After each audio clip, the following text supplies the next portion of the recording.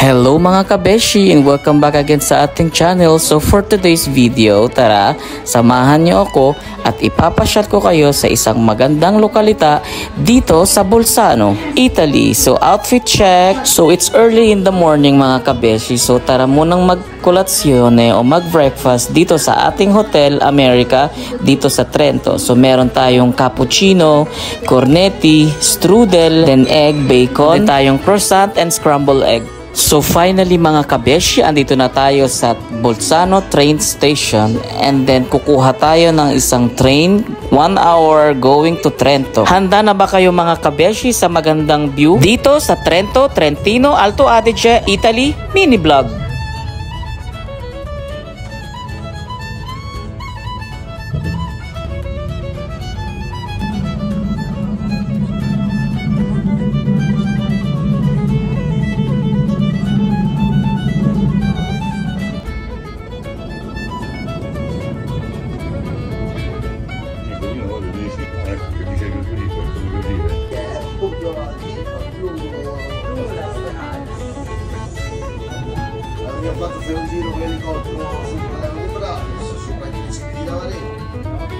So finally mga kabeshi, andito na tayo sa Trento Old Town. Ang city ng Trento ay matatagpuan sa lambak ng ilog sa Trento, Alto Adige. Mga 150 kilometers mula sa pinagmumulan ng ilog at 250 kilometers sa unahan nito at 55 kilometers naman sa north part ng Bolzano. At 95 kilometers naman sa south part ng Verona. At ang city na ito ay matatagpuan sa isang exclusive area dito sa gitna ng Trentino. Slight right onto Piazza Mario Passi.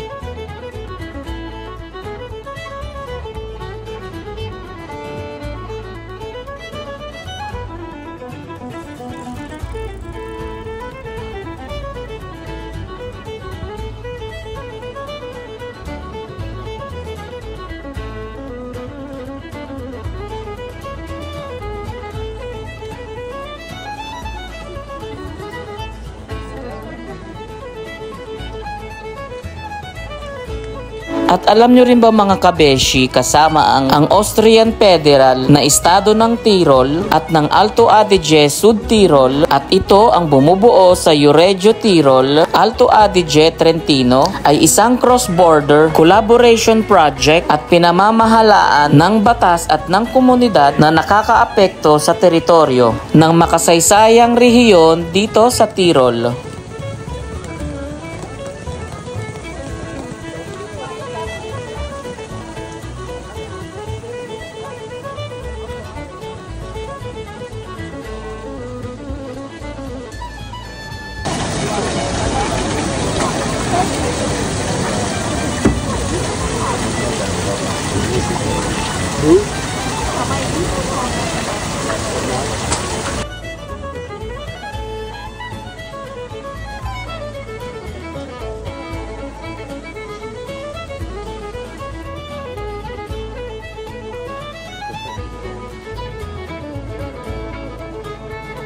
Curioso.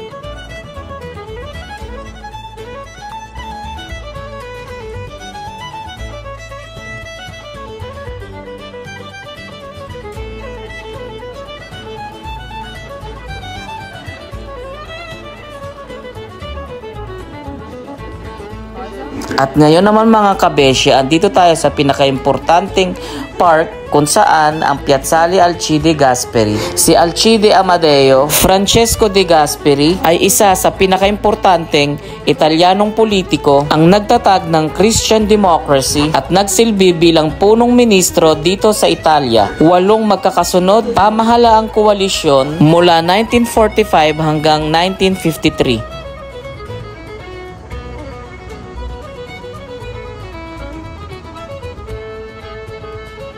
At ngayon naman mga kabeshi, ipapasyal ko kayo sa isang pinakamahalagang lugar din dito sa Trento, ang Castle of Buonconsiglio. Isa sa pinaka-famous na lugar at naging museo, one of the best tourist spot dito sa Trento, Italy.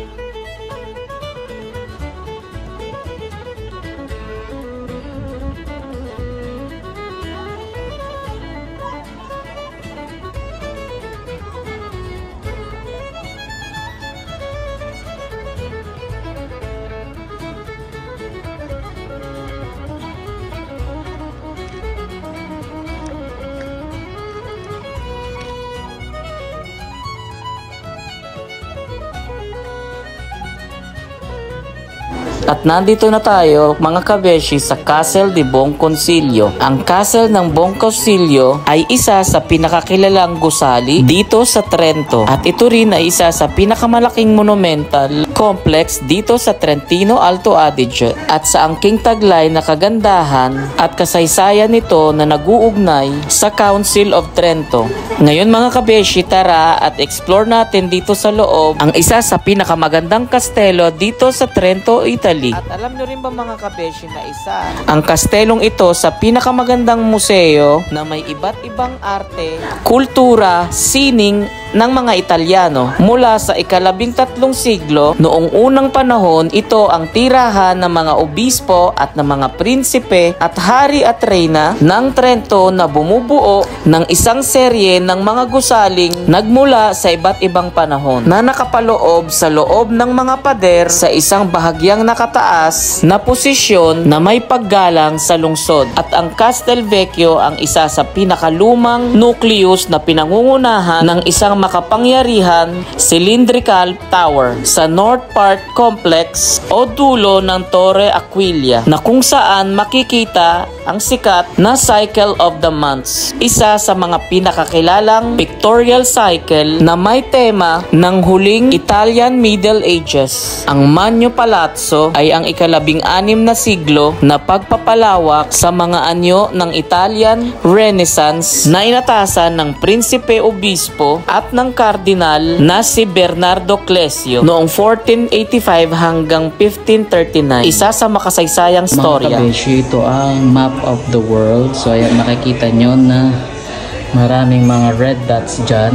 Nakalagay kung saan sila nag-travel sa Italy, all over Europe, America, and then dito rin sa United States.